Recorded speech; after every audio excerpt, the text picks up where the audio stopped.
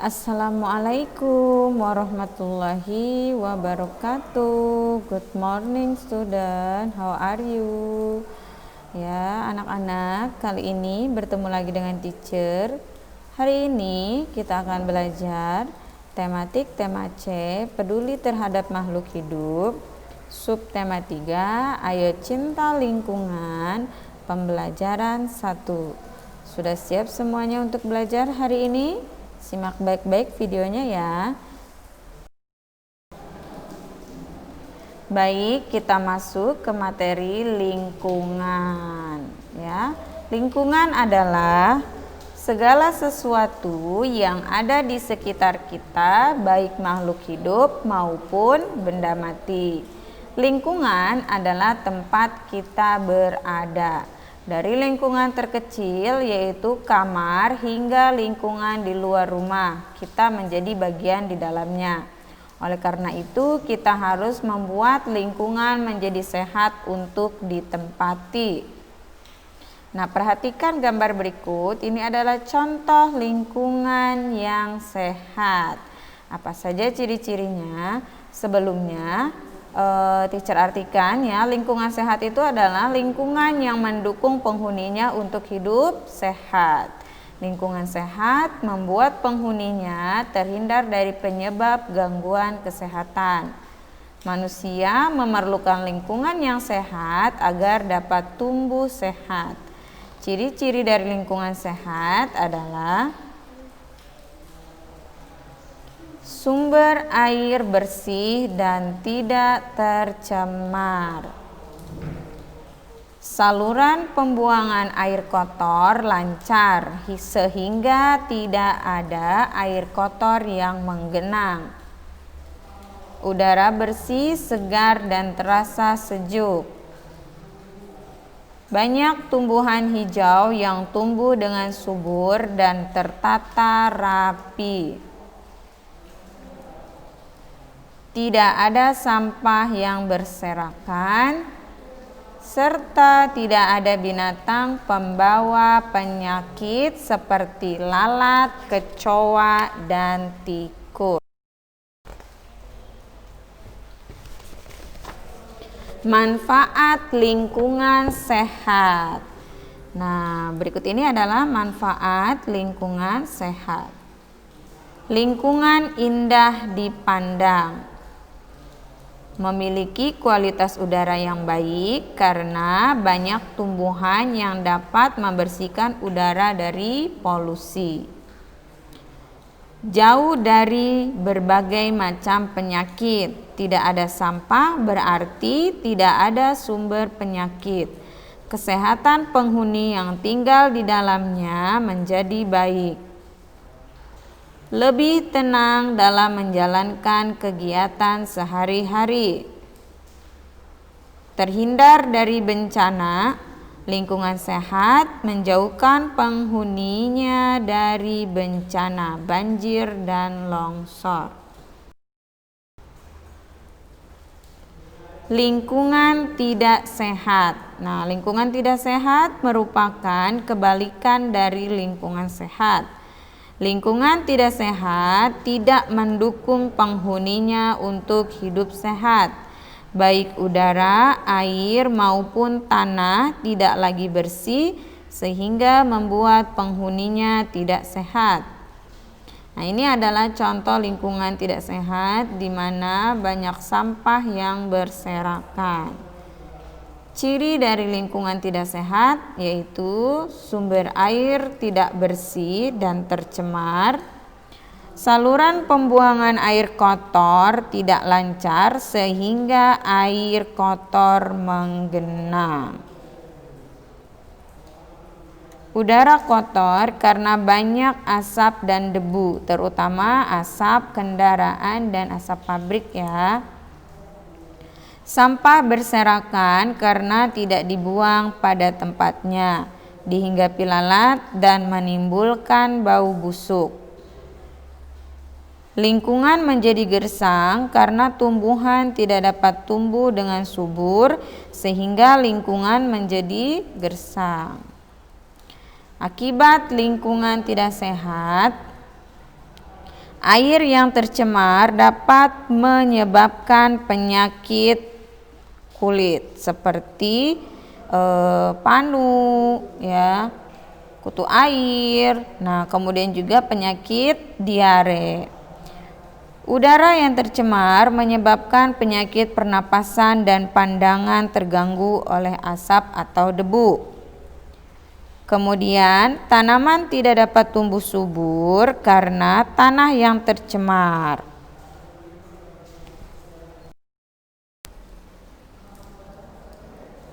Cara memelihara kesehatan lingkungan. Agar hidup kita tetap sehat, kita harus memelihara lingkungan sekitar kita. Lingkungan dipelihara agar tetap sehat. Lingkungan yang sehat tentu akan membuat tubuh kita sehat. Selain itu, lingkungan yang sehat juga membuat kita merasa nyaman. Nah, berikut ini adalah cara yang dapat dilakukan untuk memelihara kesehatan lingkungan. Nah, ini adalah rumah sehat, ya. Dengan menciptakan rumah sehat, nah, kita dapat memelihara kesehatan lingkungan. Rumah sehat yaitu rumah yang cukup memiliki lubang angin atau ventilasi udara. Adanya lubang angin menyebabkan terjadinya pergantian udara kotor dengan udara bersih. Selanjutnya, pohon pelindung di tepi jalan dapat mengurangi polusi udara sekaligus berfungsi untuk memperindah kota. Menanam pohon pelindung di tepi jalan raya itu bisa menyerap gas karbon dioksida dan menghasilkan oksigen sehingga udara menjadi sejuk dan segar. Kemudian membuang sampah pada tempatnya. Sudah jelas ya, kita harus membuang sampah pada tempatnya agar kesehatan lingkungan terjaga. Menjaga keseimbangan lingkungan. Apa saja?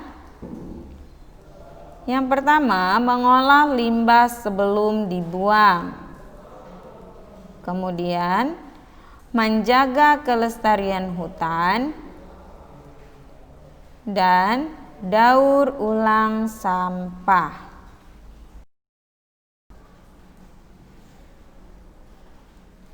Kerusakan lingkungan. Nah, ini kerusakan lingkungan itu disebabkan oleh dua faktor. Faktor yang pertama adalah faktor alam. Contohnya bencana alam, gunung meletus, dan gempa bumi. Ya. Kemudian faktor yang kedua adalah aktivitas manusia. Manusia sebagai salah satu penghuni bumi sangat berperan besar dalam menentukan kelestarian lingkungan hidup. Namun, seringkali yang dilakukan manusia tidak memikirkan apa yang akan terjadi di kemudian hari. Bentuk kerusakan yang ditimbulkan oleh aktivitas manusia antara lain pencemaran udara. Nah, ini adalah dampak adanya kawasan industri dan peningkatan pemakaian kendaraan bermotor. Kemudian banjir sebagai dampak pembuangan sampah ke aliran sungai sehingga aliran sungai menjadi terhambat. Kemudian tanah longsor itu sebagai dampak langsung dari rusaknya hutan. Contoh lain, ulah manusia yang secara langsung maupun tidak langsung membawa dampak kerusakan lingkungan hidup. Penebangan hutan secara liar, perburuan hewan liar di habitat aslinya, perusakan hutan bakau, penimbunan rawa-rawa untuk pemukiman, pembuangan sampah di sembarang tempat, bangunan liar di daerah aliran sungai. Nah, ini bangunan liar di daerah aliran sungai ini banyak sekali rumah-rumah yang dibuat di pinggir-pinggir kali. Nah, itu sebenarnya tidak diizinkan ya, karena dapat merusak lingkungan. Pemanfaatan sumber daya alam secara berlebihan di luar batas. Penggunaan pupuk yang berlebihan sehingga menyebabkan air tanah menjadi tercemar dan tanah tidak produktif lagi. Pengambilan hasil tambang secara terus-menerus. Penggunaan air tanah secara berlebihan sehingga pada musim kemarau terjadi kekeringan.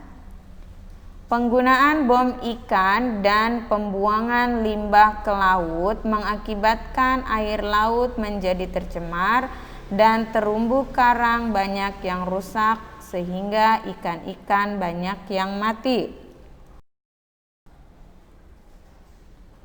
Nah, bagaimana cara mengatasi kerusakan lingkungan? Mencegah kerusakan lingkungan dapat dilakukan dengan peduli terhadap lingkungan. Kita harus memiliki sikap peduli terhadap lingkungan ya. Ada beberapa cara yang dapat kita lakukan untuk menunjukkan kepedulian pada lingkungan, yaitu merawat tanaman dan hewan sekitar kita. Kenapa kita harus merawat tanaman dan hewan sekitar kita? Karena mereka bermanfaat bagi kelangsungan hidup kita ya. Hasilnya bisa dimanfaatkan untuk kehidupan kita. Seperti tanaman bisa untuk buah, sayur ya. Kalau hewan bisa untuk diambil dagingnya dan telurnya.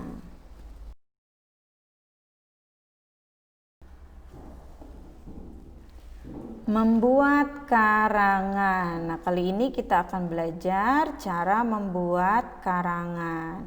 Bagaimana caranya? Langkah-langkahnya yaitu tentukan tema, kemudian tentukan judul. Setelah kalian menentukan judul, tentukan pokok-pokok karangan. Pokok-pokok karangan ini bisa seperti gagasan pokok dalam setiap paragraf. Contoh. Nah, di sini temanya adalah pengalaman menyenangkan. Judulnya berlibur di desa kakek dan nenek. Pokok-pokok isi karangannya, paragraf 1, suasana di desa. Paragraf 2, hewan dan tumbuhan yang dipelihara kakek dan nenek. Paragraf 3, hewan lain yang dipelihara penduduk desa. Paragraf 4, cara pembuatan pupuk kompos. Nah, sekarang kita masukkan ke dalam bentuk karangan. Setiap paragraf itu dikembangkan gagasan pokoknya ya. Judulnya berlibur di desa kakek dan nenek. Paragraf 1, suasana di desa. Nah, isi paragrafnya, suasana di desa kakek dan nenek sangat menyenangkan. Di belakang rumah terhampar sawah yang luas, padi tumbuh subur di sawah. Kemudian paragraf 2 itu hewan dan tumbuhan yang dipelihara kakek dan nenek. Di halaman rumah banyak terdapat hewan dan tumbuhan. Kakek memelihara itik dan ayam, sementara nenek menanam berbagai tanaman buah seperti jambu, pepaya, dan pisang. Nenek juga menanam sayur-sayuran seperti jagung, bayam, sawi, cabai, dan tomat. Menurut kakek, hewan dan tumbuhan itu dimanfaatkan untuk dikonsumsi sehari-hari. Nah, paragraf ketiga, hewan lain yang dipelihara penduduk desa. Selain memelihara itik dan ayam, penduduk desa yang lain juga memelihara hewan ternak sapi dan kambing. Kakek bercerita bahwa kotoran sapi dan kambing dimanfaatkan menjadi pupuk kompos. Ternyata cara membuat kompos sangat mudah. Pupuk kompos itu disukai petani karena murah, ramah lingkungan, dan sangat baik untuk meningkatkan hasil panen. Paragraf keempat, gagasan pokoknya adalah cara pembuatan pupuk kompos. Aku ingin mengetahui cara pembuatan kompos. Oleh seorang peternak, aku diajari cara membuat kompos secara sederhana. Caranya, sampah kotoran hewan dicampurkan dengan sampah dedaunan, kemudian tutup campuran kotoran dengan sampah daun sampai pupuk berwarna kehitaman dan sudah tidak berbau sampah lagi. Penggunaan kata depan sejak dan sampai. Kata depan sejak itu memiliki makna waktu permulaan atau waktu mulainya sesuatu. Contoh, peternak di Desa Maju membuat kompos dari kotoran hewan sejak 5 tahun yang lalu. Berarti diawali 5 tahun sebelumnya. Keluargaku pindah ke desa ini sejak aku berumur 7 tahun. Berarti diawali ketika ia berumur 7 tahun, ia pindah ke desa. Kemudian kata depan sampai atau memiliki makna batas akhir yang berhubungan dengan proses, tempat, dan waktu, ya. Ini contohnya. Aduk adonan sampai merata. Saya masih sanggup berlari sampai garis finish. Saya belajar mulai dari pukul 19.00 sampai pukul 21.00. Nah, kalimat pertama itu berhubungan dengan proses. Kalimat kedua berhubungan dengan tempat. Dan kalimat ketiga berhubungan dengan waktu. Jadi kata sampai itu ada yang berhubungan dengan proses, ada yang berhubungan dengan tempat, dan ada yang berhubungan dengan waktu. Tugas hari ini kalian kerjakan soal berikut, ya. Jawablah pertanyaan berikut dengan benar. Apakah yang dimaksud dengan lingkungan? Sebutkan 3 ciri lingkungan sehat. Sebutkan 3 dampak lingkungan tidak sehat. Sebutkan 2 faktor penyebab kerusakan lingkungan. Dan jelaskan cara mencegah kerusakan lingkungan. Ya, dikerjakan, tulis soalnya, lalu kalian kirimkan jawabannya melalui GCR. Baik, terima kasih untuk video pembelajaran hari ini. Terima kasih atas perhatian kalian semuanya. Semoga ilmunya bermanfaat. Wassalamualaikum warahmatullahi wabarakatuh. Selamat mengerjakan anak-anakku. Tetap semangat ya.